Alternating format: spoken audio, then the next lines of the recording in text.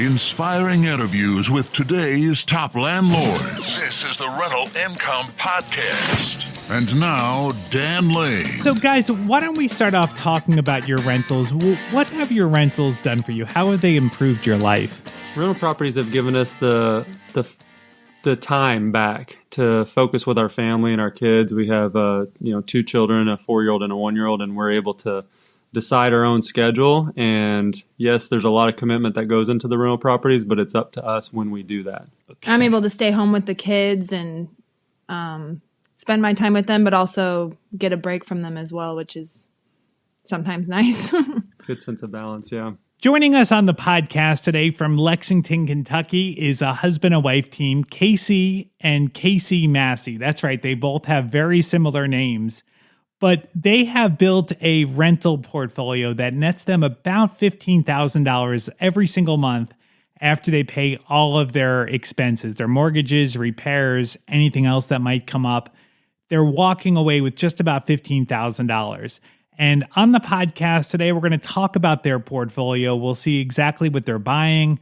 We'll talk about different challenges that they've run into along the way and go over their numbers and see how they're netting $15,000 a month. Let's take a really quick break. We'll thank our sponsors. We'll come right back and we'll talk to KC and Kaysie. A good deal on a rental property isn't going to last very long. To win properties today, you need to move quickly when a deal comes on the market. But it takes time to analyze a property. I want to let you know about an app where you can analyze deals on your phone in seconds. It's called Ask Rick, that's RIC for Rental Income Calculator. You can analyze a deal with the push of a button. You can figure out the rent, your mortgage payment, your expenses, and figure out the cash flow. If the numbers make sense, you can make an offer right there on the app, or you can send a calendar invite to your agent to see the property in person. Ask Rick is currently offering a free 7-day trial. Just search for Ask Rick in the App Store or go to Just Ask Rick. That's RIC, justaskrick.com. The first step in buying a rental property is to get pre-qualified, and I would suggest you work with a lender that specializes in working with investors because the last thing you want to have happen is to get to closing and find out the money's not there and you can't close. The lender that I recommend is Chaley Ridge from Ridge Lending Group. She's a nationwide lender and she'll pre-qualify you for free if you mention Rental Income Podcast. Find out more today. Contact Chaley at ridgelendinggroup.com. That's RIDGE lendinggroup.com. NMLS 42056. Guys, thank you so much for coming on the podcast today. Why don't we start off talking about your portfolio? Can you tell me what your portfolio looks like? It's a wide variety of many different things, but we have college rentals, a few Airbnb rentals, some lower income, and some large single family and small single family. And you guys are doing this full time, managing your portfolio? Yeah, my wife does the rent collection and management. Tenant handles the tenant situations, and I typically am the one going and trying to find the deals. Awesome. And how many rentals do you have right now? 54 different units. 54. Okay. Well, can we take a look at your numbers just to see how this all is working out? Definitely. Okay. So how much gross rent do you guys bring in every month? Just shy of $45,000. $45,000. And then how much are your mortgage payments? Close to $28,000. 28. Okay. And then I know expenses are going to vary. Some months you're going to have nothing. Other months you might have a huge expense. But when you average it out over an average year, how much per month are you spending on expenses? I'd say about $2,000 a month. As long as there's no large items. But yeah, $2,000 a month.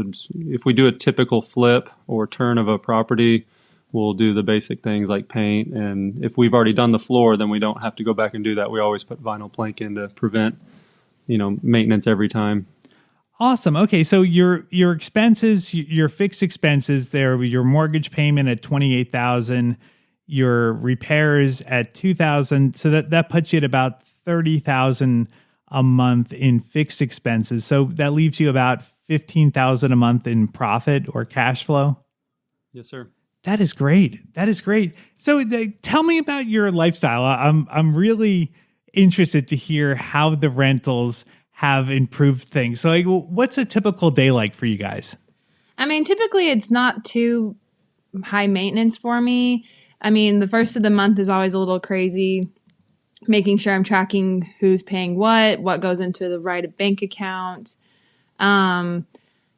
People just text me if they ever need maintenance. I'm trying to use Rent Ready for maintenance requests, but it's hard to make a complete switch, especially for older tenants who don't have any electronic experience, you know. Right. I typically try to work when my baby sleeps, doing leases, organizing paperwork, anything like that. Monday, Wednesday, Friday, I have a babysitter that comes and we will go and do anything that the properties need that we know how to do. It cuts down on expenses. Anything bigger than that, I'll go either meet people or have a key on the door to let them in. So I pretty much just make calls and stuff like that at home when my baby's asleep, and then go out in the afternoon. And then I come home at night, make dinner, or we'll go out and eat, go do an activity with our kids, and then put them to bed, and then we work some more So before we go to bed. Does it feel like a full-time job? Yes and no.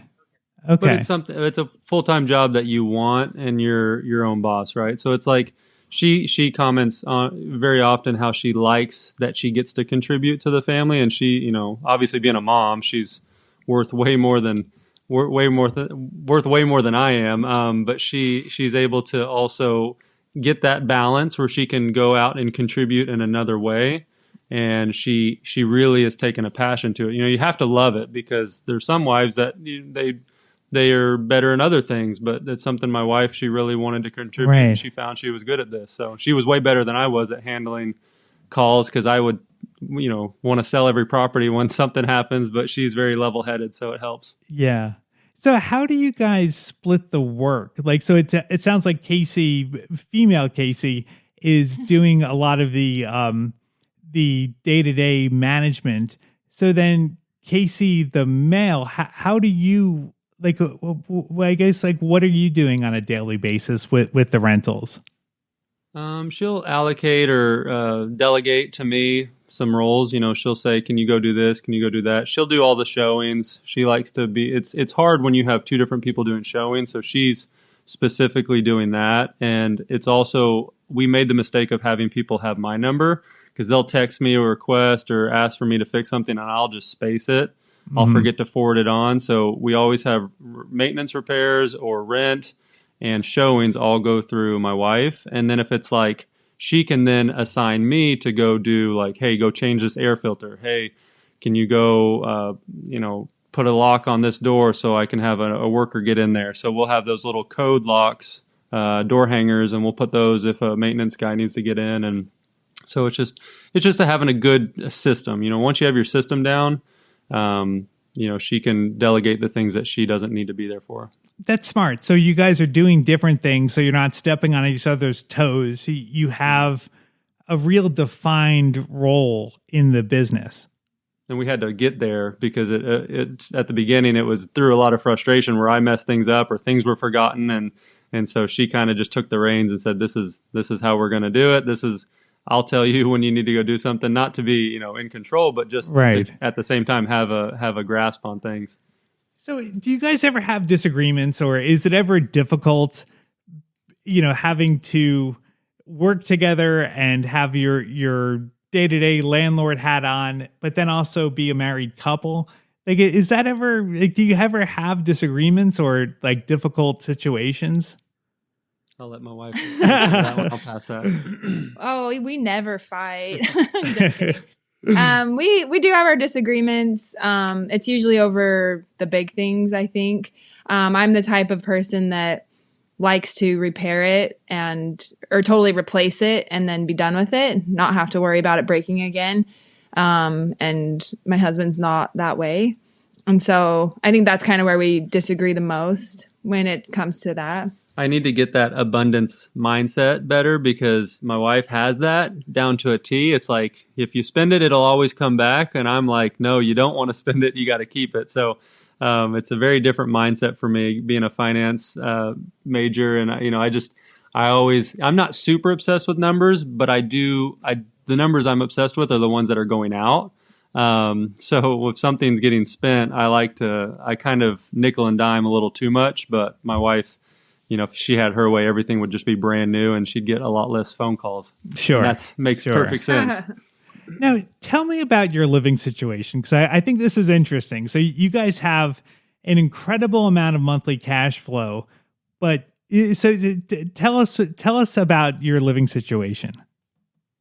So I think it's very different than most. My wife and I, we like to travel, and with having our house, we have it set up. We only purchase a house that has a basement apartment, something that we can rent, because we only have 4 of us, 2 kids and ourselves, and we have a 6,000 square foot home in Kentucky and one also in Utah, and both have basement mother-in-law apartments that we can rent out to families. And we set up the house in a way where we can Airbnb it when we're gone. If we do decide to go somewhere for 2 or 3 weeks, our children are small enough where, they're just missing preschool or, babysitter time. So we'll go and we'll Airbnb our house while we're gone. And it's kind of a unique situation, but every home that we buy, we want to make sure it's something that can generate some sort of cash flow or income. So are you able to cover the mortgage with Airbnb the property out when you're not there? If we're gone, usually the way we look at it is it pays for our travel or trip while we're away. Our mortgage is covered a good chunk, I'd say just under half. Probably about a third is covered by the basement apartments. So it takes a lot of the pressure off there. And then anything else we get just kind of goes towards expenses on our trips. So do you have a long-term tenant in the basement apartments? Mm-hmm. Okay. Young married couple in both homes. Yeah. Okay. So you've got the tenants, the long-term tenants that are covering half the mortgage, and then you're making travel money renting out the space where you guys live. Yeah. Right. Yeah, okay.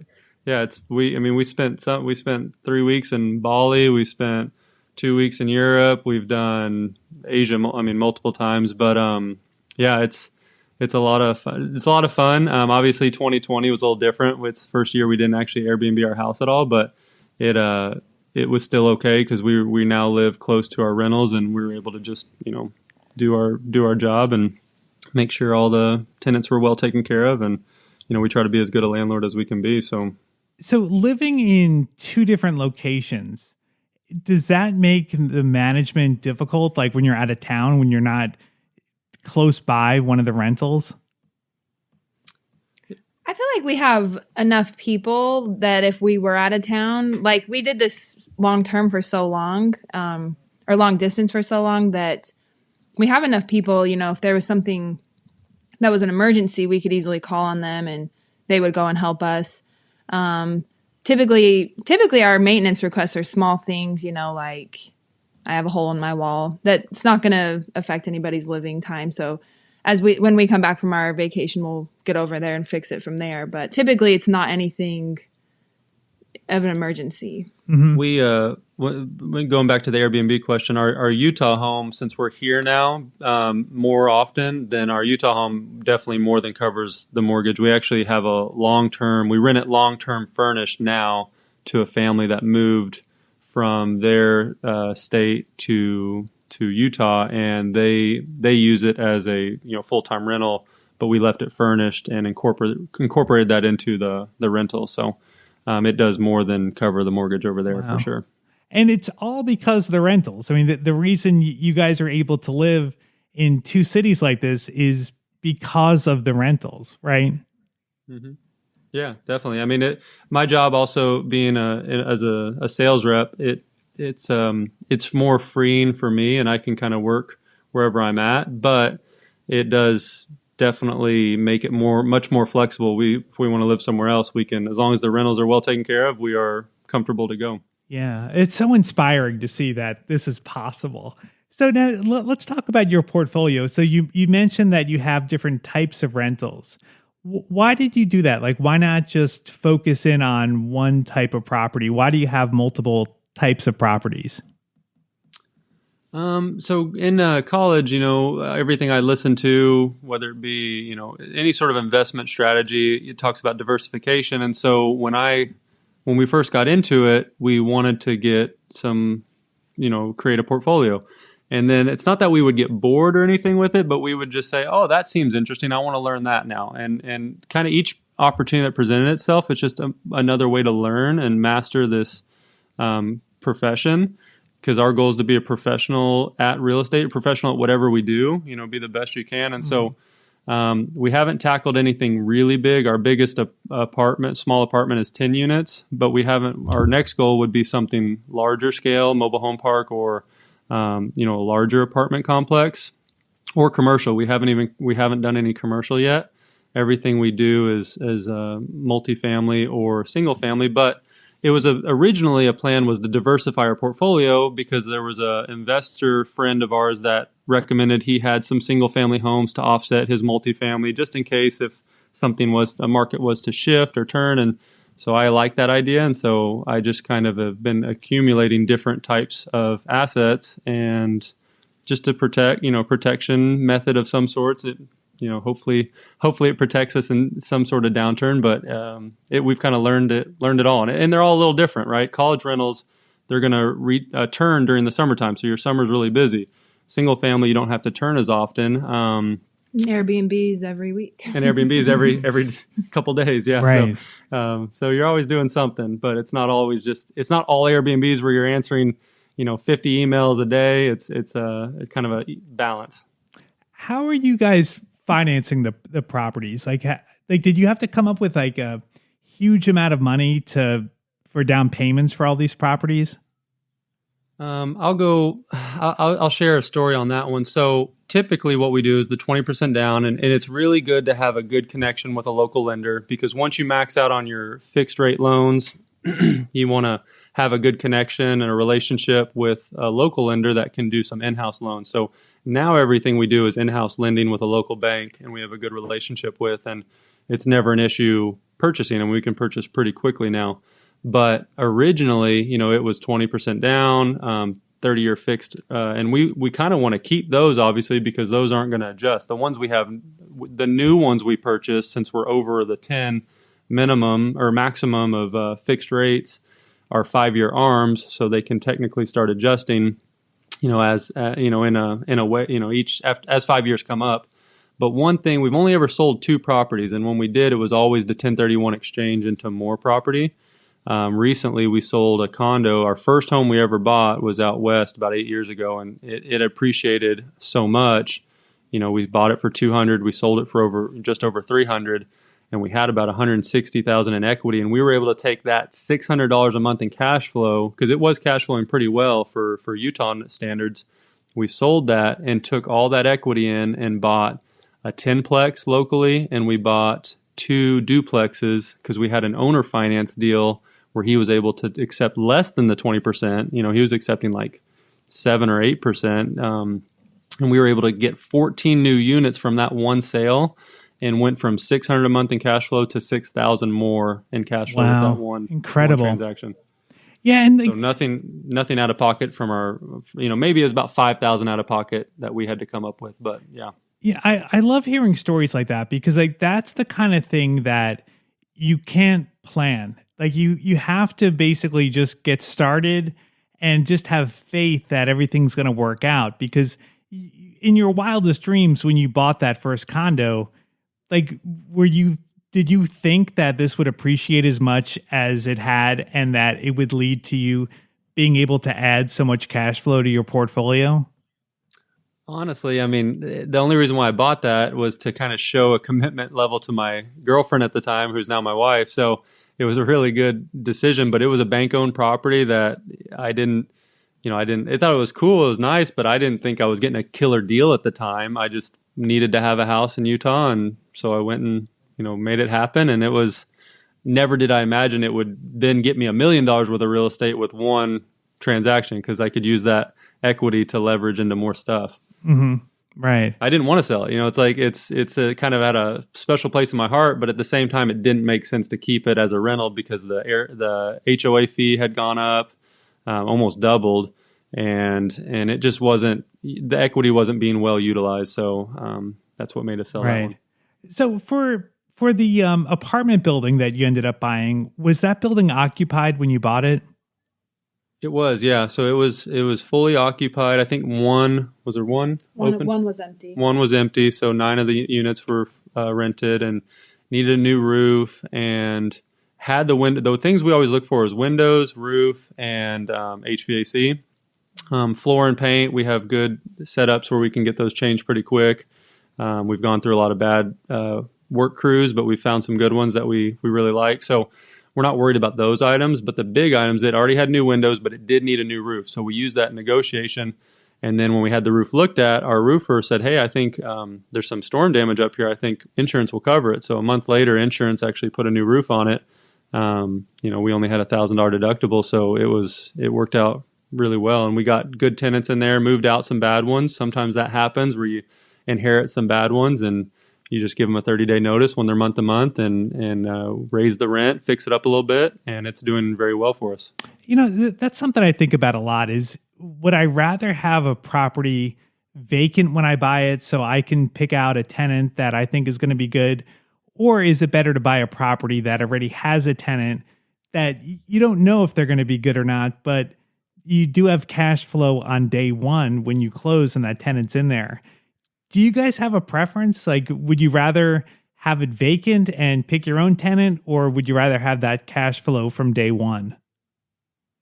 I think it depends. We've done both, and sometimes it just really depends on who's in there.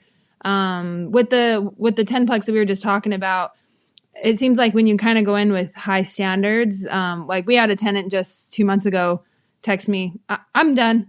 And I go, what? And he goes, I'm done. I'm not going to pay anymore. Just up and left. We kept his deposit for that month, fixed it up, got it rented right away. So I think it just depends. I think if you kind of hold your ground, tenants will either kind of become better or they'll go for you, Right. But I don't know. I think something my wife does really good at is just laying down the expectations at the beginning. Right from the close, we have estoppel agreements filled out, which are very helpful. So you can make sure that tenant and you are on the same page before the transaction happens. Most real estate agents will know what that is. They will send it over or go get it filled out for you. We like to meet the tenants and then just go over everything that we're going to do for them, because our job as landlords is to be a good landlord for them. It's not just for them to pay us. So we make sure that they know we're here to fix things in a timely manner, that we expect them to pay by a certain date. We get new leases filled out for any people that do plan on staying. And then, but sometimes it's nice to have inherited tenants. We have one building we bought an 8plex, and there was some tenants in there that had been there 1976. So 50 years. Wow. 50 years, almost just 45 years they had been in this property. He used to be the maintenance man for the property. He's awesome. They're a great couple. They help maintain it. She does the landscaping and yeah, there's flowers out. She takes care of, makes it look nice. And so she had kind of let it go down because she didn't like the previous owner. And so when we took over, it was like a breath of fresh air for her. And so it's a great connection we have. We love that we inherited those tenants. So they know more about the property than we do. We can text them and say, hey, where's the water shut off? Where's this? And they'll help, So it's helpful having those tenants that have been there a long time. Yeah. Yeah. Well, that's great. I'm so happy for you guys. It sounds like you've got a great business and congratulations. Do you see yourself buying more properties from here on out? My wife always says we're done after the next one. So, but so my goal was 33 units by 33. I closed on the 33rd unit a week before my birthday, a week before I turned 34. And then now I'm 34 and we're at 54. So we added another 21 units in the last 6 months. It's kind of snowballs, just at the beginning, it's slow going and you just got to stick with it. Sometimes you got to get creative and just be around real estate. It will definitely help you find deals that would be better than others. Just being exposed to it, having friends that are agents looking for you. We've gotten a lot of different deals from just asking people, telling people, not just, they're not been brought to us. We've been actively searching and letting them know. So yeah, we're always searching. now we're in the process of helping friends and family get more into it because we feel confident with what we've been able to accomplish so far. And there's still days where stuff will happen and I'll tell my wife to sell everything and, I'm done. And you just got to keep a level head and not let the emotions get the best of you. But yeah, we've been trying to help friends and family get into real estate. And that's why, it's been nice reaching out and communicating with you, Dan, because it's been such a great tool learning from your podcast and all the other great people that you've had on the show. It's really inspired us to do more. Whereas my original goal was 10 units, and I was like just trying to replace income. But it's just you want to be a professional. You just want to keep learning and keep growing and helping others. I love it. Well, congratulations and keep up the great work. I'm really happy we connected and that I wish you guys the best in the future. Thanks for coming on the show. I appreciate it. Thank you. Thanks, Dan. What a great couple with such a great story. I just love seeing regular down-to-earth people accomplish such great things.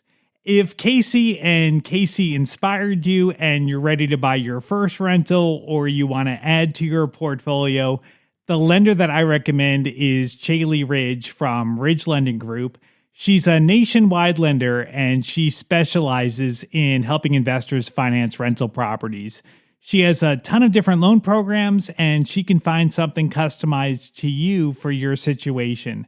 If you want to find out more or set up a time to talk to Chaley, just go to ridgelendinggroup.com. That's RIDGE, lendinggroup.com. If you mention Rental Income Podcast, she will waive all the pre-qualification fees.